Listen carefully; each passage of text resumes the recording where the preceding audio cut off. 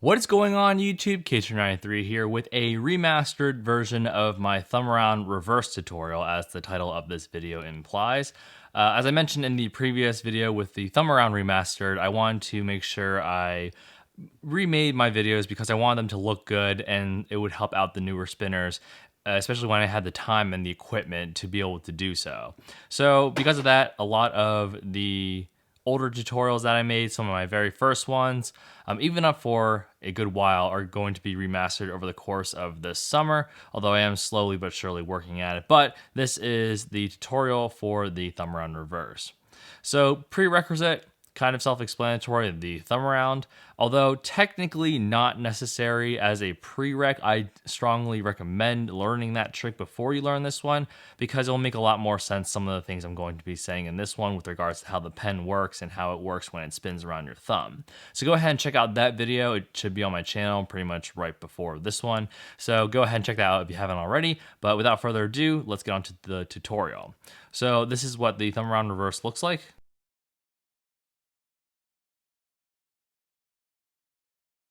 The Thumbaround Reverse, as the name implies, is basically the Thumbaround, but you're doing it backwards. So remember what I said, or if you should know if you know the Thumbaround.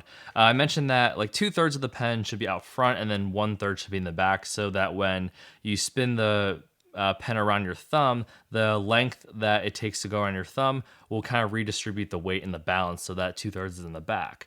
So kind of self-explanatory, the same reasoning goes with the Thumbaround Reverse, in that you need 2/3 in the back or behind your hand more so, and then around 1/3 in the front. And again, the same reasoning applies when you make the pen spin around your thumb but backwards.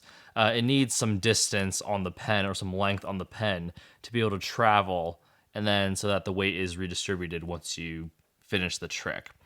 So very much like the actually not very much like. So I said in the Thumbaround there are 3 steps. There was like what I call it, the release, the push, and the catch, I think. In the Thumbaround Reverse, there's only, I believe, 2 steps, and that is kind of the push and then the catch. So there's no real release because your starting position is actually writing position, and this should be a familiar term for you. And it should make sense to you because think about it, if you do the Thumbaround and you end up here, then, you know, well, assuming that you hold the pen the right way, writing position's right here, you're holding the pen about 1/3 of the way here and then 2/3 of the way there roughly.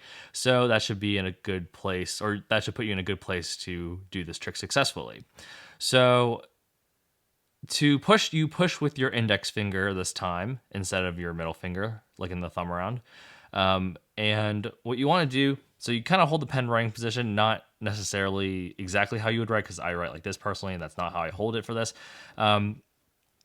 Easiest way to do a Thumbaround, wow, I can't even do that. Do a Thumbaround and then catch it the way you would, and this is the starting position that you want. So the pen kind of starts between the tips of your index and your middle finger. I guess it would be easier if I actually showed you in the right angle. So it's right between the tip of those 2 fingers, and then your thumb's just kind of on the other side.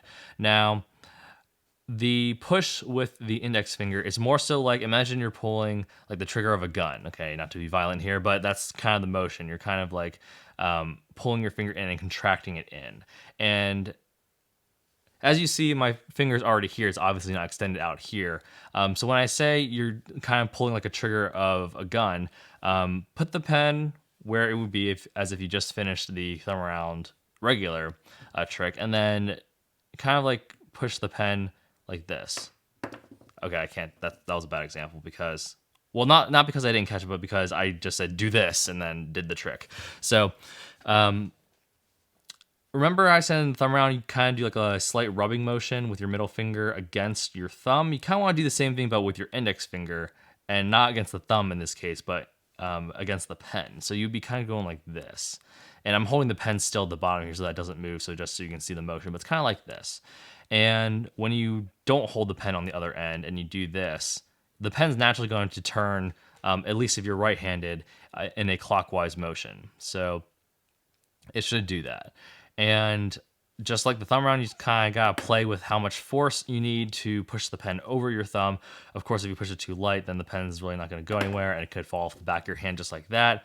Of course, if you push it too hard, you're not gonna be able to catch it. And then if you push it just right, just like Goldilocks, you should be able to catch it.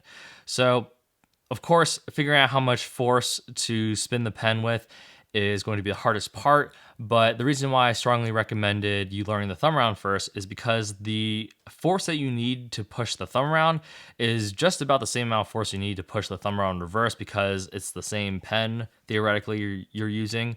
So you're using that, and the weight distribution is exactly the same except in reverse. So kind of physics kind of says that, equal and opposite, blah blah blah, all that stuff. If anything, you actually need a little bit less force with the thumb around reverse, because you kind of have gravity working in your favor when it falls down. At least at this part, you have a little bit of gravity helping you this way during the swing.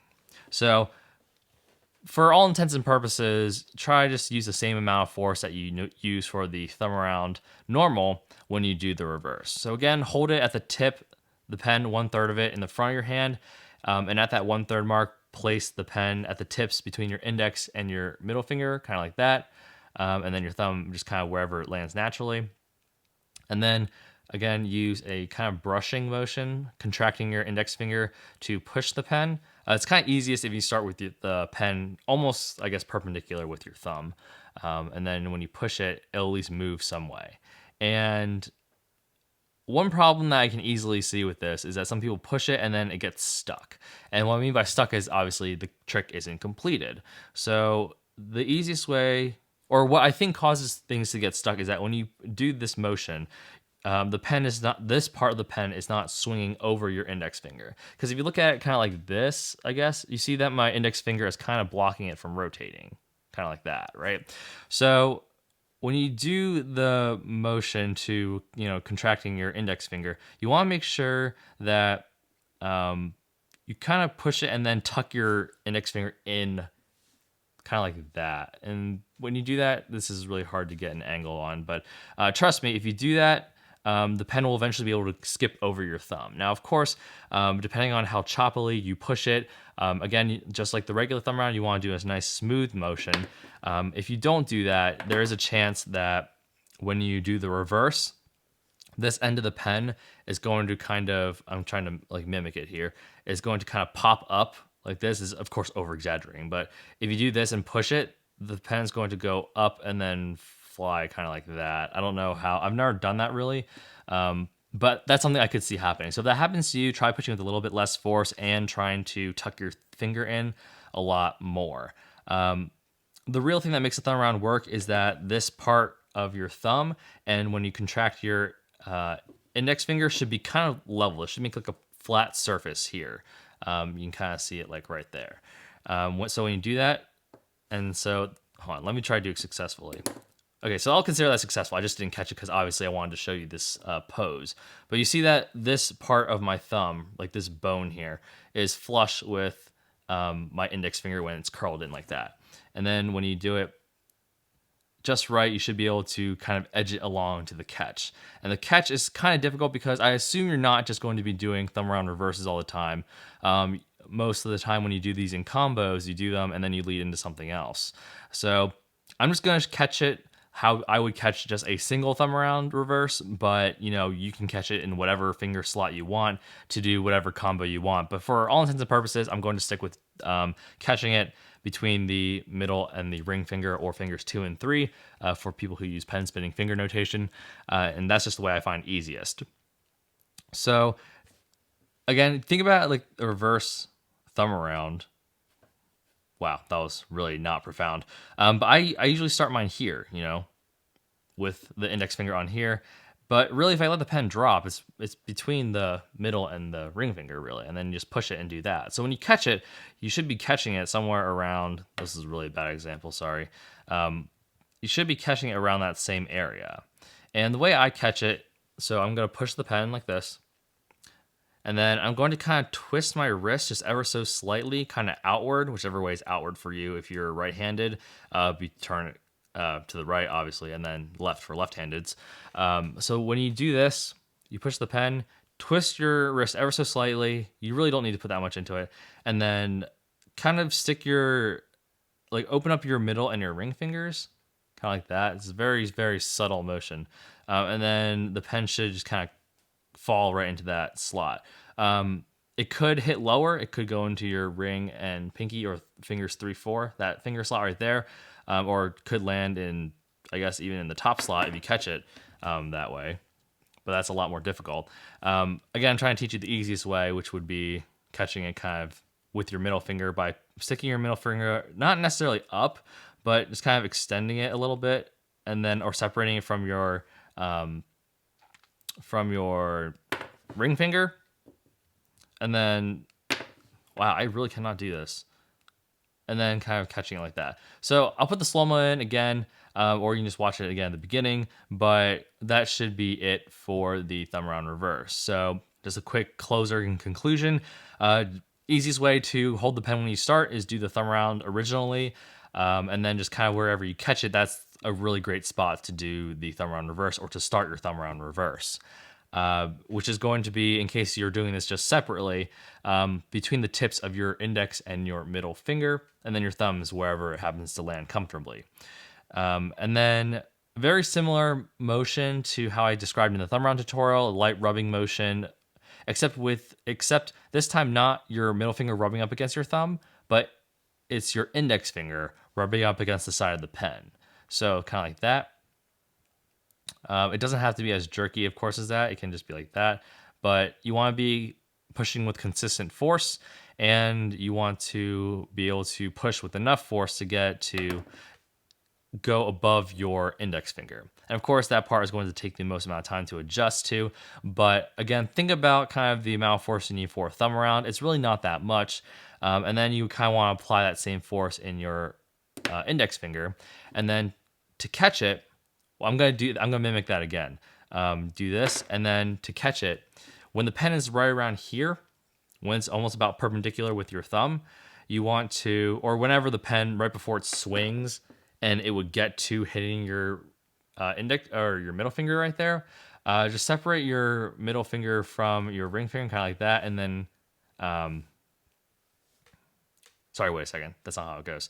When it's perpendicular like this, the part that is closer to you or closer to the inside of your hand will actually swing between your thumb and your middle finger. And then the, I guess, quarter of the revolution that's left will be the pen swinging this way, and then you catching the pen between your middle and your ring finger. And again, this is the way, or that's the finger slot I find it easiest to catch in. Sorry. Is to do that. So watch the slow-mo again if you're still confused, but that is all I can kind of suggest. If you're having problems, just take it a little bit slower. And if you're having troubles with not getting the pen to clear your index finger, just remember to tuck your index finger in lower, or the other way to accomplish this is to just raise your thumb a little bit higher. So relative, your index finger is lower than your thumb, so that it can spin over your index finger and then go to this side of your hand, and then you can catch it like that. So that concludes my tutorial for the Thumbaround Reverse Remastered. Thanks so much for watching. If you haven't already, please feel free to rate, comment, and subscribe for more content in the future, and I'll see you guys in the next video.